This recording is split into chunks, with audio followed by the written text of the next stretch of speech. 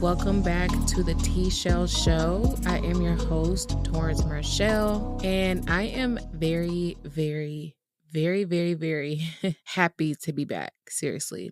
I have been wanting to get back to this for a minute now, but, Father told me we got some things to take care of first, and, once we take care of that, then I'll let you get back to the show. So I'm super excited to get back to this. I've been missing you guys. I've been missing doing this. This is just so fulfilling, but with this podcast, the content really comes from my life experiences and things like that. So, things have to line up on my part, between me and the Father. Now, just a brief little announcement. We do have an official Instagram page now. I really didn't want to have a page dedicated specifically to the podcast because I run a lot of Instagrams for different things, but it just made sense. It just didn't really go with my personal Instagram, which is what I was telling you guys to follow me at, which you can still do that, but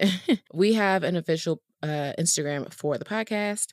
So it's just the T-Shell Show, like it is on YouTube. So you can find me there for updates, behind the scenes clips, and things like that. Discussion as well, if you guys want to discuss everything over there on Instagram. But, that was just a little announcement that I had. So I don't have anything else. So we can go ahead and get into today's topic. Now, today's topic is generational curses. And that's a bit heavy, maybe not for you. And not really for me. When I say heavy, I mean I want to make sure I say all the right things. So just bear with me.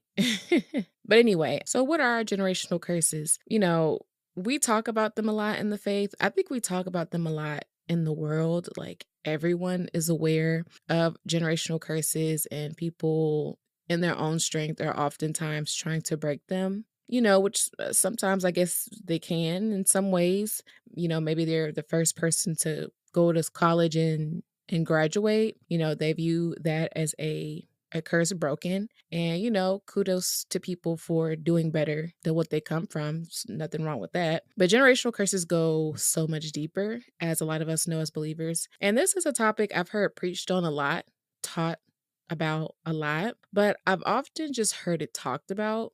I haven't actually really ever heard a solution that I can remember anyway. Maybe I did and just wasn't in a place to fully receive it. But, I always just hear it talked about, what are generational curses and what are examples of them and things like that. And so a lot of us are already familiar with them, but I'll just give you a little definition from Google. And the definition here says, a generational curse is a pattern of misfortune or difficult behavior that's passed down through generations in a family. It can be a result of ancestors' actions, beliefs, or sins, or it can be learned behaviors. Generational curses can manifest as adverse circumstances, traits, or behaviors. And we'll kind of get into that. So I believe there are some very popular generational curses, like I said earlier, people not going to college or not finishing college, people not making a certain amount of money in their lifetime. And I think those can be generational curses, but I think those are often symptoms of potentially deeper ones. Not all the time, but sometimes. But, in my family, I don't know if I was able to see it as a generational curse, but I could see some deficiencies, in my bloodline. And one of them is just the fact that I didn't have a father growing up. And I knew something was off with that because, there's no male presence really in my mom's side of the family. Obviously, I didn't know my father, so I did not know his side of the family. But there was no grandpas, there was no dads, there was no active uncle for me anyway. I have an uncle, and I've seen him a handful of times in my life that I can remember. We've never cultivated any sort of deep relationship or anything like that, though. That's fine. But, that's just an example of the lack of masculinity in the family. It's very much women, just straight up women. And if it's not women, it's feminine energy, so to speak, coming from the men. And so, I didn't know my dad.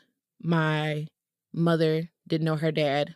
Her sister didn't know her dad. My uncle knows his dad, but that's a whole different story that I won't get into because that's not my story to tell. I had a great grandmother, never saw her with a husband or a man of any sort.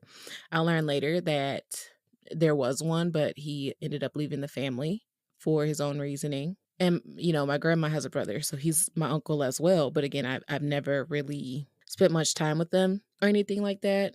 My aunt has a husband, but his belief system is different than mine. So we can only really go so far.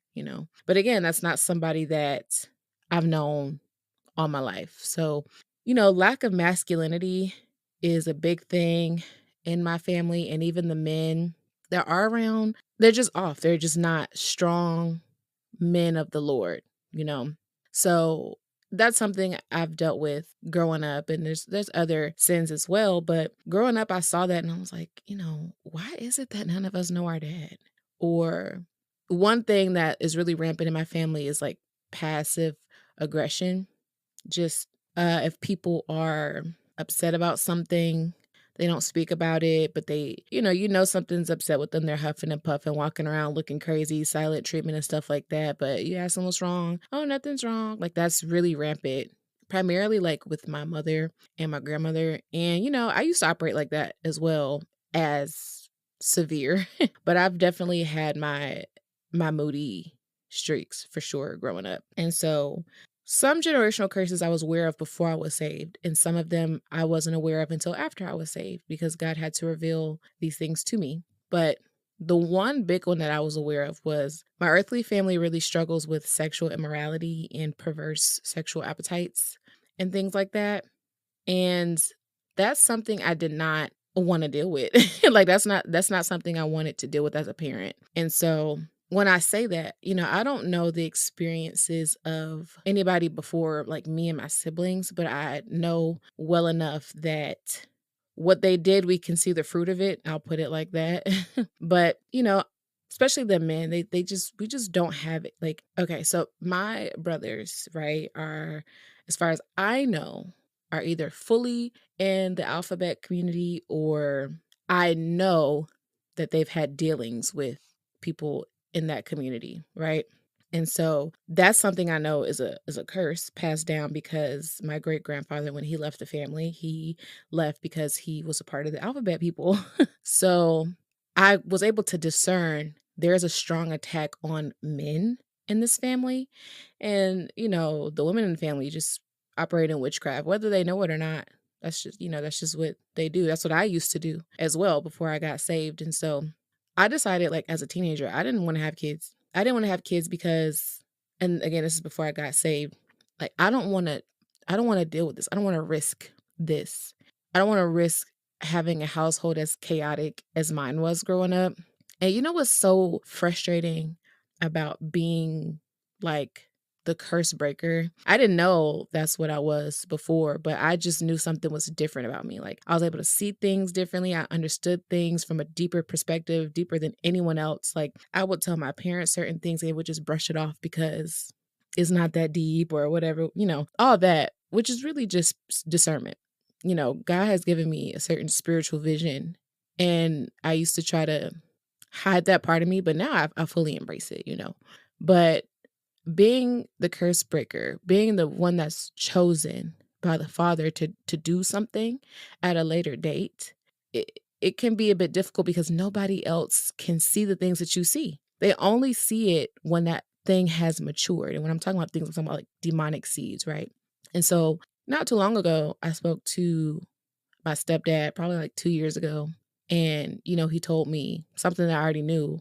And I was like, well, yeah, I was telling you that. Like, I told you that for years and you didn't believe me. And so, because you didn't believe me, and my mom knew, she just didn't want to accept it, nor did she intervene, as far as I know, anyway, spiritually. This is the result of that. Nobody did anything and nobody listened to me when I told them. It's very frustrating. And so now I was being grown and ended up having a son and a daughter. And I was really parenting from a place of fear. I'm a protective parent anyway, because I don't play those games. But I was really protective specifically over my son, my daughter too, but just because I know that the devil just doesn't like to have men in my bloodline, I was very protective over my son.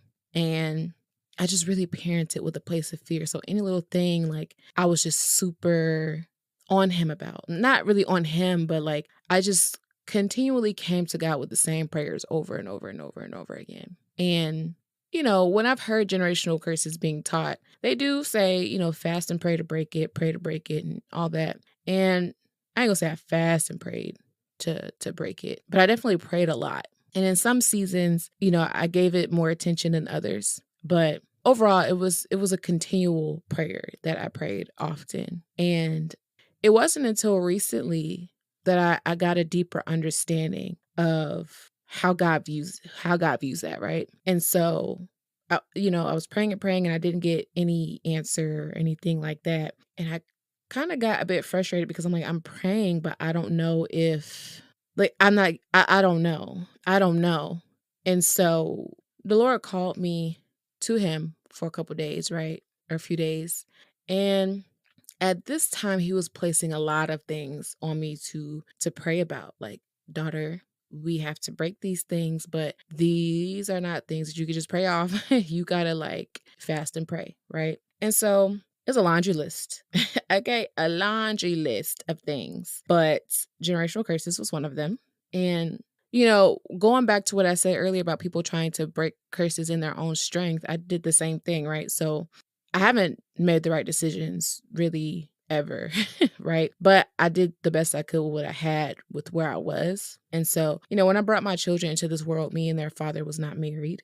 We were living in sin, shacked up, you know. I'm a believer. He's not a believer. Now, when I met him, we both weren't believers, but, I ended up getting saved when I already was living with them. And so my only request for him, when I got pregnant the first time, really both times, was just like, make sure you give the kids your last name. Like, we don't have to see eye to eye on things. We don't have to, we don't have to do nothing, but just make sure you give the kids your last name, sign the birth certificate, because that gives them a sense of identity, right? When I was growing up, I had my mom's last name. And when I found out my dad's information, like his name and all that, he has the most common name in the freaking world. There's like 20 million of him.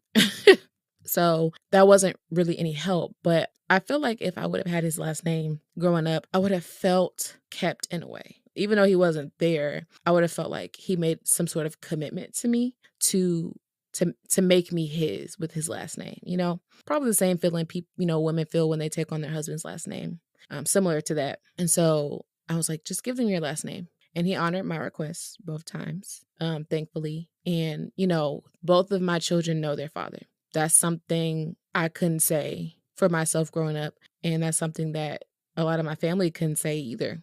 So my kids have a relationship with their dad. They know who their dad is. They spend time with him. They know his family. There's not that lack there that I had growing up. And so those were things I kind of did in my own strength just to make sure they didn't lack certain things as they grow up. And that's also what I wanted as a kid too. I used to wonder why my mom didn't put in the extra effort to at least keep in touch with my dad's family for me, for my sake. And so I never wanted my kids to think the same thing about me. Like, when it comes to my babies, I'll sacrifice whatever for them, for their good, And so back to, my fast, God talks to me about a lot of things. And it wasn't long or drawn out or anything like that. He handled business. Okay. He stood on business. Whatever it is I needed to do, we read about that. We prayed about that. Move on, boom, boom, because there was a lot of spirits I needed to be delivered from. Now, when we got to the generational curse thing, it's not something I knew when the fast was finished, I was going to be free, right? So I didn't try to force anything. But, God speaks to you and all that. And so I was reading a book by Derek Prince called Pulling Down Strongholds. I've had this book forever. Tried to read it once, read like half of it, and that's it. Didn't pick it up again until this point in the fast.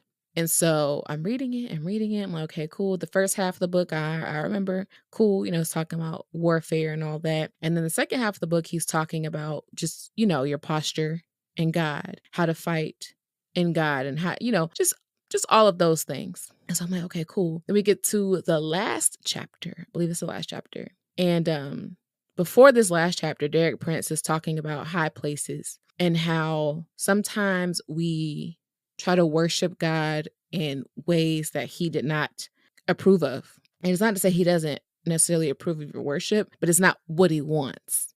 You're not giving him what he wants. It's like you're like half giving him what he wants. And so he goes on to talk about high places, modern day high places that we can see, right?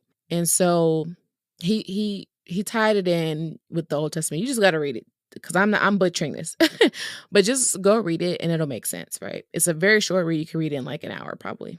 And so the last high place he touched on was ancestry. He's like, I'm not making any. Okay. The last high place he touched on was like ancestry. People get caught up in identity crisis. Where do they come from? What is, who are their ancestors? What has their family done? Because they're just looking for something to sign off on them, basically. And so he was talking about, because this is what I did. He said, believers, they don't know such and such. And so they go looking through their ancestry and they don't like what they find. And then that, that comes with a different set of issues. And that's exactly what I did. I went looking for the other side of me. Because if you're a curse breaker, if you are just black sheep, whatever, you just don't fit with anybody, really. Like your family, you're like them in some ways, but you don't quite fit in, you're just different. And so I've always felt that way. Not only have I felt the way, my family has told me like, yeah, you look like your dad and you don't look like because I'm like one of the darkest people in the family. I'm darker skinned. I'm shorter. All the women in my family, men too, I believe, are like taller and slender and they all look a certain way. And then I look like me. And so I'm like, I look like my dad, so you say, but I have to act like him too because I don't identify with y'all. Like there are some things I do that is learned behavior, like that passive aggressive stuff. That's you just learn how to do that, right? But I'm like, like I gotta be like my dad or my dad's side of the family. Like I have to fit in there. And so when I finally got the chance to meet my dad's side of the family, I was like, I don't fit in with you guys either. Who am I? Like, who am I? Who am I supposed to be? Like at that time, I'm like, God, I know I'm yours, but who am I? Like, where did I come from? Where did all these character traits, where did this personality come from? Like all these attributes I have, where do they come from? And he just kept, telling me like, you're mine.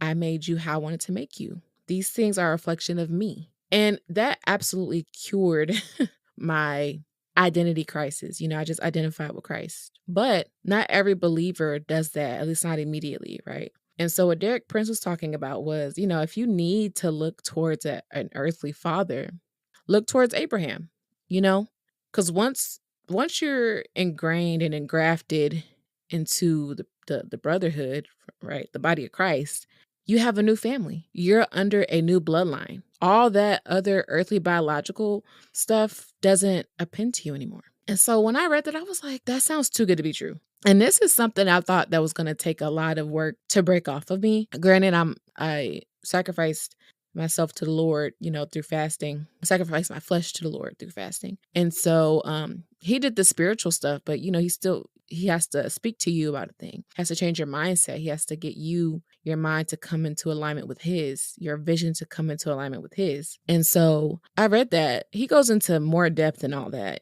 but I'm just kind of paraphrasing what he said. But after all that, I was like, that sounds too good to be true. Like, is it really just that easy? Like, I'm in Christ now, so I'm good. Like I'm under the blood now. I'm not subject to the curses of my earthly bloodline. It just sounds so matter of fact. It just sounds so simple that I can't believe I didn't see it before. It's like, really? I've been tormented this whole time, tormented myself this whole time, worrying about all these things when the answer has been right there. And the answer has been right there. I've read this in the epistles multiple times, but I just wasn't in a space spiritually, I think, to fully receive it. And so I just didn't get it, right? And so I'm done reading the book and I'm just sitting there kind of like, wow, that was something. That was a read. That was real good. And so I'll go downstairs to do something. I forget. And I'm like talking to God in my spirit. And I'm like, God, like, is that true? Is it really just that easy? Is that all I have to do is just understand and know and come into agreement with that I belong to Christ now. So I'm under the new blood of Christ. I'm not appended to the curses of my earthly family. all that. And so I'm asking him to confirm it, but I'm not thinking he's going to do it like anytime soon, right? So I'll go upstairs and I'm about to get in the shower, or I did get in the shower. And then I got out and I picked up a shirt. And I've had this shirt for at least a year or two. I've read the shirt many times, like, but this time I picked up the shirt and felt led to read it. So I read the shirt, and the shirt says, "Embrace your roots." And that was confirmation right there that yes, yes, daughter, you belong to me now through Christ. The blood of Christ cleanses you from all sin and iniquity. You're new. You've become, I've made you new. And so now, if you have to look at an earthly father, if you have to look at earthly ancestry, look to Abraham and his seed and his seed, because he's the father of faith. And by faith, you've accepted me by way of Jesus Christ, by believing that he, died and resurrected and, all of that. I don't want to butcher it. But yeah, you're a daughter of faith. And so you don't have to worry about generational curses. And I called you to be the curse breaker. I called you for more. I called you to be different. That's why you're so different. It's because I made you that way. If I made you just like what you came from, you wouldn't have been able to do what I've called you to do. It requires a different being. And everything just, made sense, right? Yeah, if I was like my mom's side of the family, I wouldn't have been able to humble myself enough to be saved and to walk this out and to walk in the privilege of being the curse breaker. And I do believe to a certain degree he may have called my mom to be that, but she just, I don't know. I don't know, right? But and on one hand, I'm glad that I did not grow up with my father or my father's side of the family, because I don't know what that could have done. That could have made me like almost unsavable, right? God knows what he's doing, and everything he does is intentional. It's like, I made you different. Everything you have been through up until this point has been intentional, and it's been for your good and for my glory, whether you were able to see it or not. I made you like me. All the good, all the gunk, I'm getting rid of that, daughter. I'm getting rid of that. All the good in you is a reflection of me, how you think and perceive things, how you love, how kind you are, how you do all of these things, how wise you are. They are reflections of me. No earthly father or earthly mother gave you the things that you have, only me. But if you must look at earthly ancestry, look only at Abraham, Sarah for earthly mother, and their lineage. Because now you would get to inherit the promise that I made to Abraham. Now you would get to inherit the promises of God. If I'm your father and you're under the blood of Jesus now, the curses of your biological family is null and void. It can't do anything. It has no rulership here. It can't do anything. You're new. And so I made you to set this bloodline right. So now your offspring, you're new, you're different. Now you can raise your offspring up a certain way, regardless of what you did in the past. You can raise them up in the fear and admonition of the Lord, knowing who they are, knowing who I am, knowing who they are in me. And they get to do the same thing. They get to reproduce. My seed in you is reproducing after its own kind, the way it was supposed to. And so I share all that today to say, if you're someone like me, who, I was struggling with this. If you're struggling with generational curses, if you don't know the solution to this problem that we talk about a lot as Christians or believers, seek the Lord. If you're at the beginning of this and you don't even know if you're under a curse or you're not in a position to see them, ask God, am I under a curse? Is my family cursed? And if so, what are they? Because let me tell you, there are some far off curses, okay? There's curses like, sexual immorality and, sickness, disease, and all that. But there are some like really one-off generational curses, like teeth problems. Addictions can be generational curses, like drug addictions, alcohol addictions, food addictions, all of that. There's so many, I talked about the main ones in my family, which is, fatherlessness and sexual immorality. But, there are others as well, other smaller ones. Poverty is one. I'd say there's a lot. I don't want to I don't want to say the wrong thing. So there's a lot, right? And so you can look at yours and maybe start to see, is there something here that's a bit off spiritually? Ask God, he'll give you the revelation and he'll start the process with you. But you don't have to wallow in that for as long as I did. Because again, I got saved in like 2017 and just now 2024, I got delivered from that.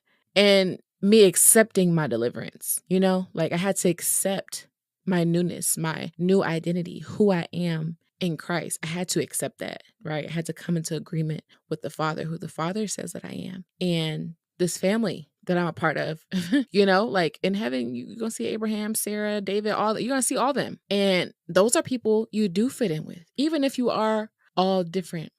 Foundationally, you guys are the same.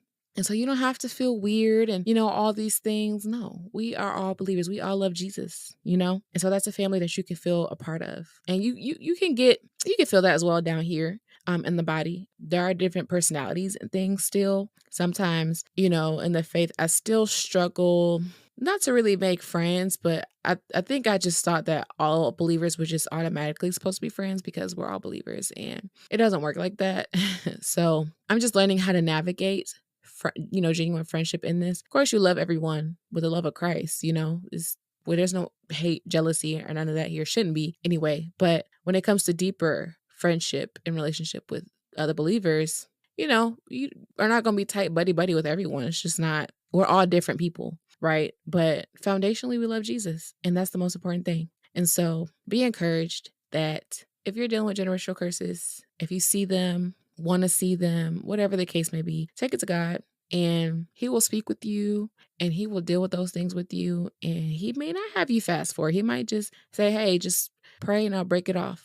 Or he might have you to fast. Just depends on how deep you are with it and how deep that stuff goes. Because baby, I'm talking about sexual immorality and homosexuality. Baby, it got a hold of me too. I'll talk about that more in a different episode. You know what I'm saying?